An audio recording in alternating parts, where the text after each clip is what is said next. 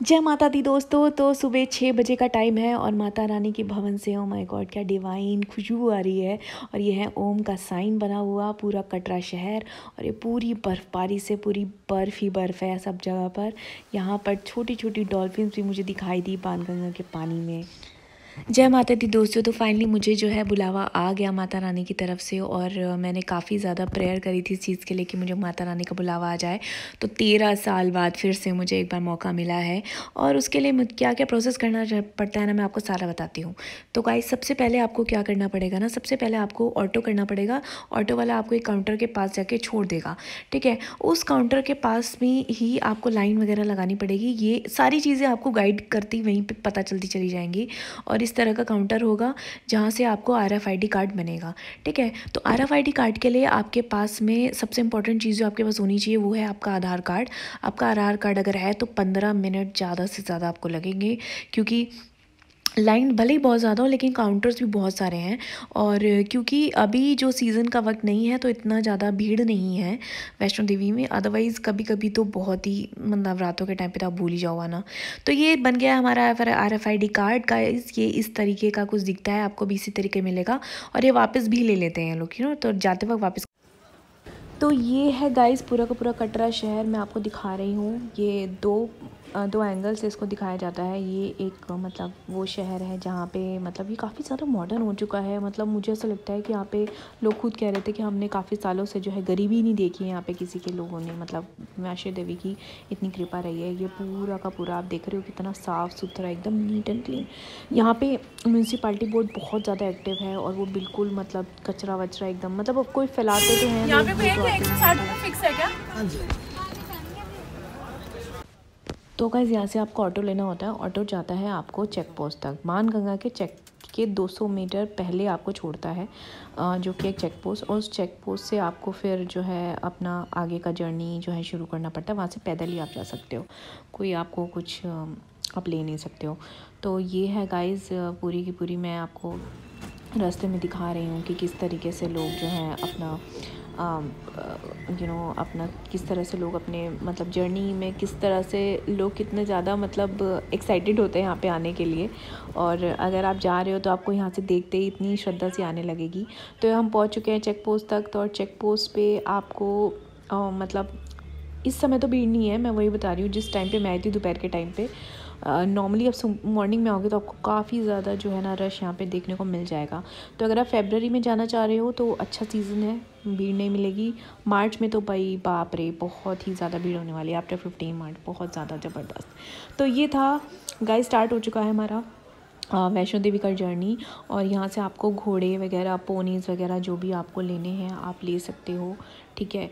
और इस तरीके से चाहो तो आप एक्चुअली हम लोग बहुत एक्साइटमेंट में आ जाते हैं और हमें लगता है उस समय तो दर्द हो नहीं रहा होता पैरों में, तो लगता है हम तो बड़े आराम से कर लेंगे यार, हमें क्या फ़र्क पड़ता है।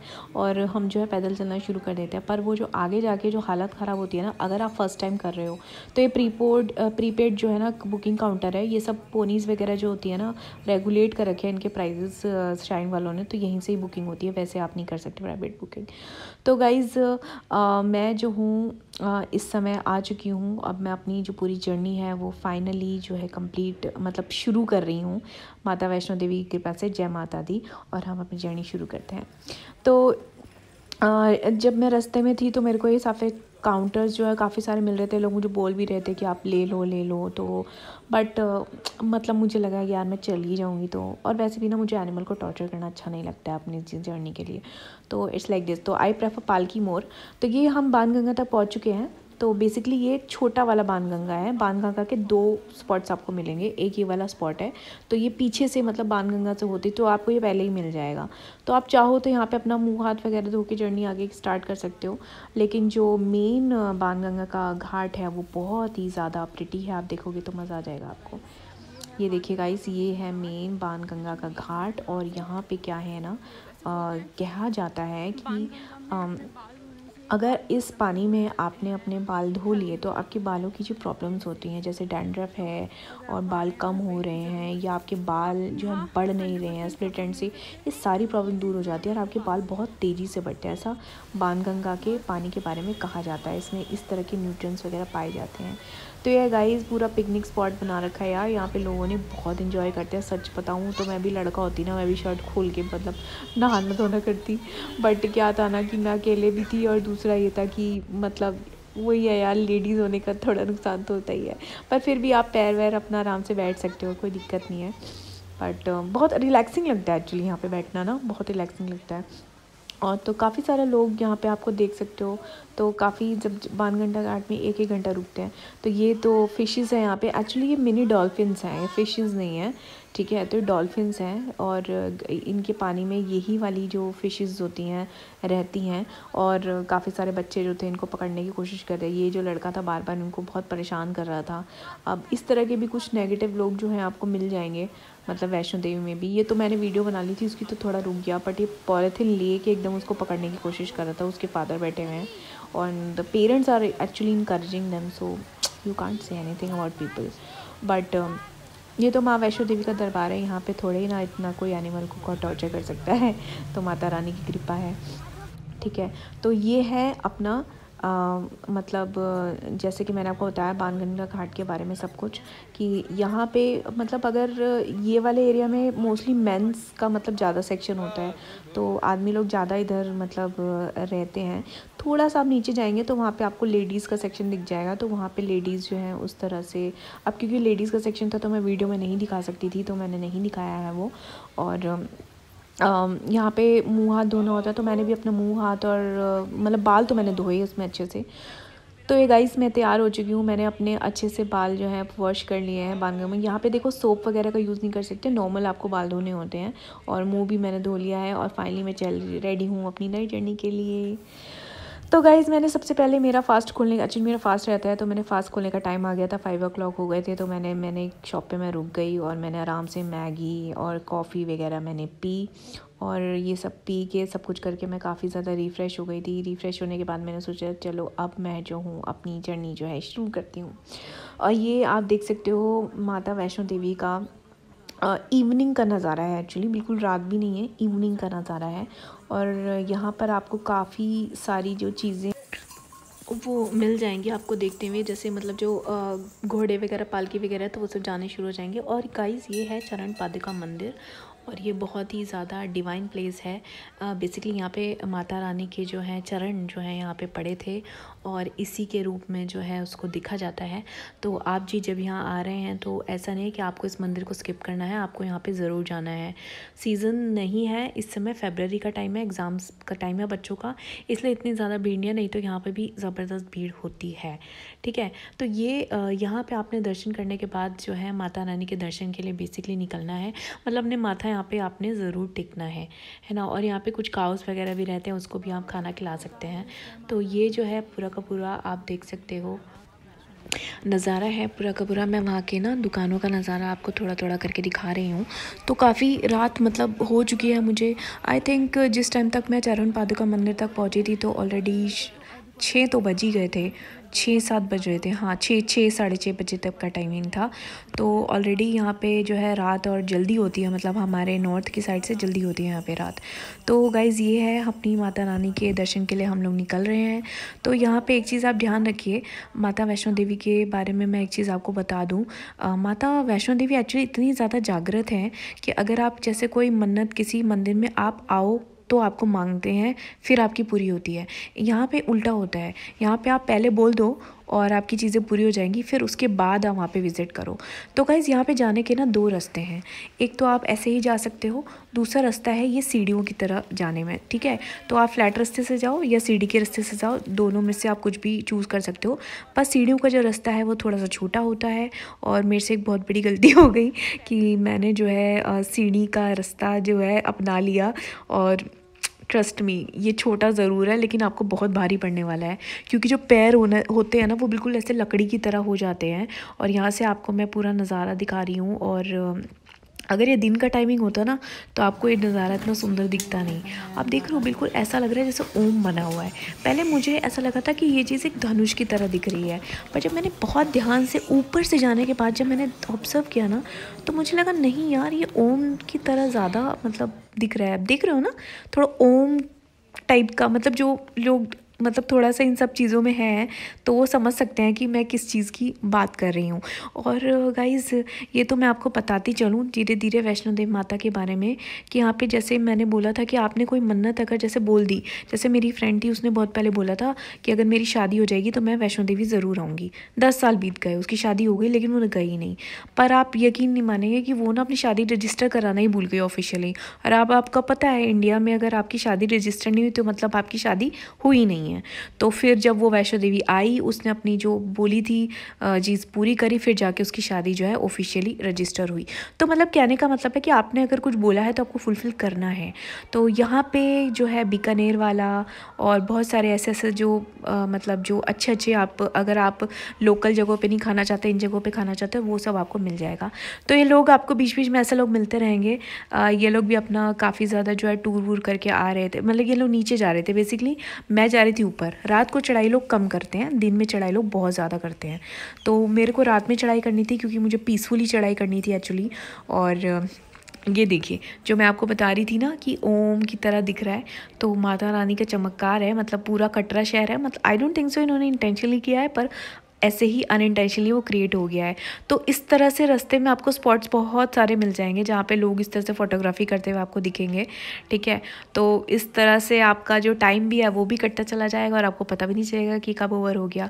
तो ये अर्धकुंवारी से तक पहुँचने से पहले का लास्ट मुझे लगता है रेस्टोरेंट पड़ा है। और यहाँ पे चीज़ें बहुत ओवर प्राइस होती हैं गाइज़। मतलब एक प्लेन मैगी ये लोग 50 रुपये की दे रहे थे, और बस ओवर प्राइसिंग है क्योंकि अब क्या है, इनका भी तो काम धंधा इसी चीज़ से चलता है ना। पर वैष्णो देवी में ना आपको एक भी भिखारी नहीं मिलेगा वहाँ पर। ट्रस्ट पता नहीं इन लोगों ने मना कर दिया है क्या है, बट बेसिकली यहाँ पे ना मतलब जैसे वैष्णो देवी माता क्या है एक्चुअली, ये लक्ष्मी जी का ही रूप है ना। तो इसलिए जहाँ पे भी लक्ष्मी, जैसे जैसे राम मंदिर बना तो कितना इकोनॉमिक कंडीशन ठीक हुई ना वहाँ की। तो वही है कि जहाँ पे ये सब चीज़ें होती है ना, वहाँ जैसे विष्णु जहाँ हुए तो वहाँ लक्ष्मी जी आएंगी, जहाँ लक्ष्मी जी हैं वहाँ विष्णु जी होंगे। तो इस तरह का कुछ चीज़ें रहती हैं, तो इसलिए यहाँ पे आपको गरीबी बहुत कम दिखेगी। तो ये है, हम अर्धकुंवारी तक पहुँच चुके हैं गाइस, और ये है वॉशरूम। आप देख सकते हो कि वॉशरूम तक यहाँ पे कितना ज़्यादा नीट एंड क्लीन है, और अंदर भी वॉशरूम जो है बहुत ज़्यादा नीट एंड क्लीन था। कुछ भी आपको ऐसा नहीं लगेगा कि अच्छा नहीं है। बट एक वही बात है ना कि अब जो लोग बहुत ज़्यादा भरा हुआ सीज़न है उसमें कैसा मिलेगा तब, क्योंकि हर वक्त तो बेचारे वर्कर्स भी काम नहीं कर सकते ना, उनकी भी एक लिमिट होती है। लोग खुद भी तो सैनिटेशन का ध्यान रखे, वही वाली बात है। तो गाइस जैसे आप देख रहे हो ना, ये पूरे के पूरे एरिया में यहाँ पे सागर रत्ना है, आरती भोजन, मतलब बहुत ही बड़े बड़े जो मैकडॉनल्ड्स भी हैं यहाँ पर। आपको दिखाऊंगी मैं थोड़ा सा वीडियो आगे करके, आई थिंक मैंने दिखाया तो है, वो देखो दूसरे दिख रहा है ना एम। तो लेकिन यहाँ के मैकडॉनल्ड में no garlic, no onion, nothing non veg. तो गाइस अगर आप वैसा खाना खाना चाहते हो जो कि श्राइन बोर्ड की तरफ से है, तो यहाँ पे है वो भोजनालय, जो कि बहुत ही अफोर्डेबल रेट में आपको, मतलब 40 रुपीज़ में राजमा राइस इस टाइप की प्राइस में आपको ये सब प्रोवाइड करा देगा। और वो भी खाना भी बहुत ही टेस्टी और अच्छा होता है। तो it's not like that, but वो होता है लोग पिकनिक के पर्पज़ से आते हैं मोस्टली यहाँ पे वैष्णो देवी में ट्रैकिंग करने के लिए। तो मोस्टली लोग इन काउंटर से कम ही थोड़ा सा अफोर्ड करते हैं। तो फ्रेंड्स जैसे मैं कि मैंने आपको बताया था यहाँ पे मैकडॉनल्ड्स है, तो मैं वही मैकडॉनल्ड के अंदर का सीन आपको दिखा रही हूँ। तो बहुत ज़्यादा इस तरह की वैरायटी अवेलेबल है, क्योंकि मैकडॉनल्ड्स का जो स्पेशलिटी है वो नॉनवेज है, जो कि यहाँ पे पॉसिबल नहीं है। तो वेज में यहाँ पे आपको पनीर बर्गर मिल जाएगा, पनीर कुछ रैप मिल जाएगा, वो सब चीज़ें हैं। और वेज के जो भी ऑप्शंस हैं, मैकालो टिक्की वगैरह सब कुछ था, बहुत टेस्टी था, बहुत ही फ्रेश था। लेकिन यहाँ जो भी आप खरीदोगे बंदर छीन के भाग जाएंगे। तो गाइज़ ये है मैकडॉनल्ड्स का वेज वर्जन, जो बोलते हैं ना लोग वेज वर्जन नहीं चलते, देख लो कितना चलते हैं। तो वैष्णो देवी में बीकानेर वाला है, सागर रत्ना है, मैकडॉनल्ड्स है, और भी बहुत बड़े बड़े भोजनालय हैं। और लिटरली यहाँ पे इनकम इनकी डे नाइट होती है। मतलब ये जो मैकडॉनल्ड्स है ना, ये 24 आवर्स चलता रहता है, मतलब ये कभी बंद ही नहीं होता है। तो आप समझ सकते हैं कि यहाँ पे किस लेवल पे लोग आते हैं। और अभी तो बहुत कम लोग थे तो इतनी भीड़ है, आप सोचिए। तो गाइज़ ये है अर्धकुंवारी भवन के अंदर का सीन बिल्कुल, ठीक है। इस तरह से लोग लाइन में लगे रहते हैं, एक्चुअली ग्रुप्स बनते हैं। और ये लाइन तो अभी आपको बहुत छोटी दिख रही है क्योंकि सीज़न नहीं है, अभी फरवरी का महीना चल रहा है। ज़रा मार्च 15 के बाद देखिएगा, जब बच्चों के एग्ज़ाम्स ख़त्म हो जाते हैं, तो यहाँ पे भयानक भीड़ होती है। मतलब 2-2 दिन में लोगों के नंबर आते हैं इस गर्भजून गुफा के अंदर जाने के लिए। लोग इतना ज़्यादा जो है वेटिंग में रहते हैं सब।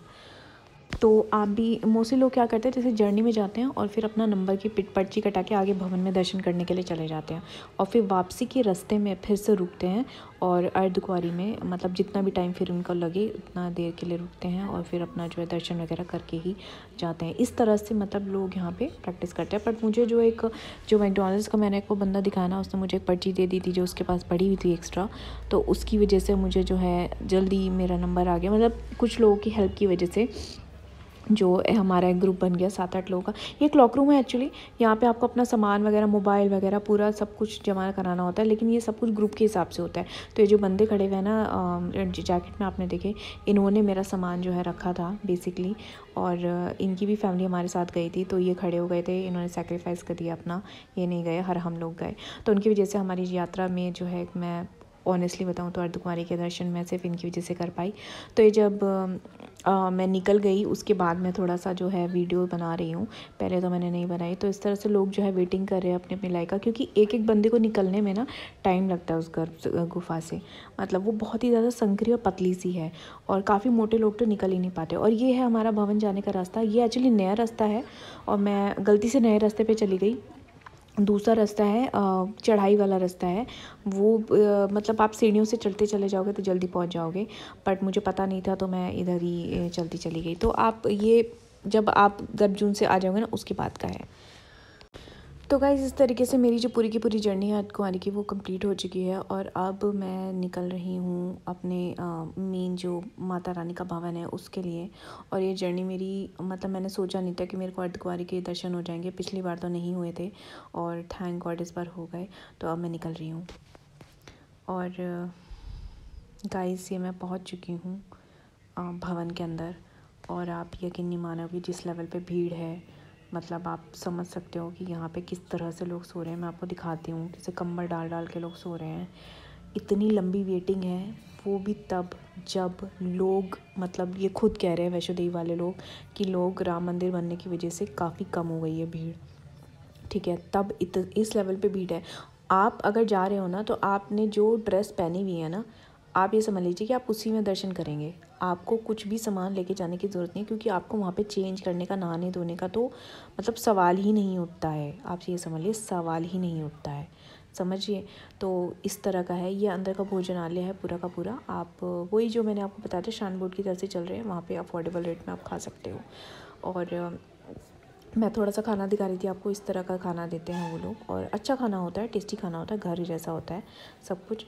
और सबसे अच्छी चीज़ है कि साफ़ सफाई वैष्णो देवी में बहुत ज़्यादा लेवल पे अब हो गई है, मतलब पहले की तरह नहीं रहा है। और बाहर ही ना ये सागर रत्ना भी है, ठीक है। अगर आपको सागर रत्ना में डोसा वगैरह इस तरह का, क्योंकि साउथ इंडियन लोग बहुत ज़्यादा आते हैं तो फिर वो घर की होम सिकनेस सी हो जाती है उनको। तो ये भवन का पूरा रास्ता है। देखिए जब दर्शन करने जाते हैं ना तो सारा बैग वगैरह सब काउंटर पे क्लॉक रूम में जमा हो जाता है, तो मैं उसका कुछ नहीं दिखा पाऊँगी आपको, लेकिन मैं बाहर का दिखा रही हूँ। तो मैं एक जगह एक शॉप पे रुकी, थोड़ा सा मैं बहुत टायर्ड हो गई थी तो कॉफ़ी पीने के लिए, और मैंने एक मैगी भी खाई, तो मैं उस शॉप का आपको दिखा रही हूँ। तो गाइस पहली सुबह हमारी मतलब एक्चुअली 6 o'clock में फिर से लाइन में लग गई थी। मैंने 2 बार दर्शन किए। मुझे लगा शायद गुफा के दर्शन मिलने आएंगे, लेकिन मुझे नहीं मिले अनफॉर्चुनेटली। और ये है वैष्णो देवी का, जैसे मैं आपको नज़ारा दिखा रही हूँ। माय गॉड, इतना ज़्यादा डिवाइन अर्ली मॉर्निंग लगता है ना, ये बहुत ही ज़्यादा प्रिटी लग रहा था। और ऊपर जो पहाड़ है वहाँ पर ऐसे मतलब रोशनी आ रही थी, मतलब चमक रहा था बिल्कुल वो आप देख रहे हो ना। और वो तो मतलब अभी तो आप कैमरे में देख रहे हो, अगर आप रियल में देख लोगे तो आपको मन करेगा बस 4-5 घंटे देखते ही रहो, इतना सुंदर लग रहा था। और पूरा वाइट है ना भवन, एकदम क्लीन, नीट एंड क्लीन, तो बहुत ज़्यादा अच्छा है।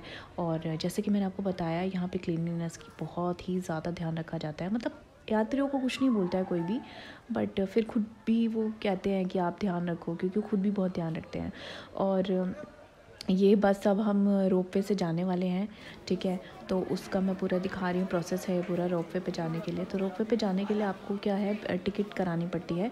100 रुपीज़ की टिकट होती है आने जाने दोनों की, ठीक है। और 5-5 मिनट्स पे वो चलते रहते हैं। और ये जैसे कि आपको दिख रहा है भवन का पूरा, मतलब जैसे हम नीचे जा रहे हैं ना तो वो पूरे मतलब ऐसे मतलब पूरा कैप्चर हो रहा है एक्चुअली। तो मन नहीं हो रहा था कि मतलब इस मोमेंट को कैप्चर ना करो, क्योंकि ब्लॉग बनने में क्या होता है ना, हमेशा के लिए कैप्चर हो जाता है। तो ये मतलब काफ़ी सारे आप देख रहे हो ना, इतने सारे भीड़ आ रहे हैं, पर ये बहुत जल्दी जल्दी मतलब डिस्पर्स होते हैं। मतलब 15 मिनट में आपका नंबर भी आ जाएगा। मेरा तो आ गया था, क्योंकि मैं एकदम मॉर्निंग के टाइम पे आई थी। और मुझे ऐसा लगता है जैसे जैसे दोपहर होते चली जाती है ना, भीड़ बहुत ज़्यादा बढ़ जाती है, और तब आपका नंबर शायद थोड़ा सा लेट आपको लग सकता है। बट ये रोपवे की जो सुविधा है पहले नहीं थी, 12-13 साल पहले। तो भैरव जी तक पहुंचने के लिए आपको बहुत ही लंबी चढ़ाई जो है आपको करनी पड़ती थी, बहुत ही खड़ी चढ़ाई थी एक्चुअली। पर वही है कि वो ब्यूटी जो मिलती है ना रास्ते में चढ़ते हुए, तो वो भी बहुत अमेजिंग होती है। क्योंकि बर्फ़बारी यहाँ पे तो बर्फ़ जो थी वैष्णो देवी में पिघल गई थी, पर भैरव देवी में अभी भी जो बर्फ़ है वहाँ पे पिघली नहीं है, और वो एज इट इज़ है। तो ये है, रोपवे हमारा चलने लगा है। अब आप देख सकते हो कि हम लोग ऊपर जा रहे हैं, तो आपको पूरा का पूरा व्यू दिखेगा। My God, what a beautiful.